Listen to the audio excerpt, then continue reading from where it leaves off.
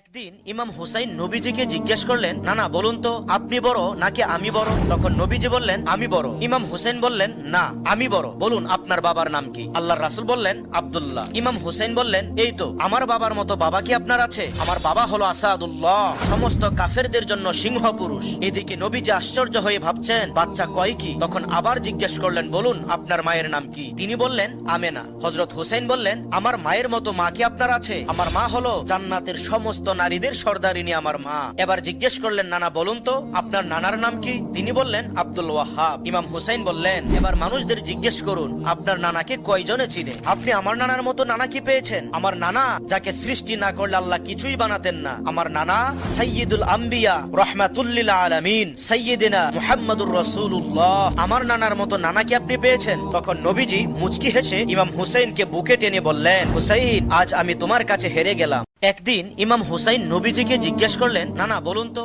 আপনি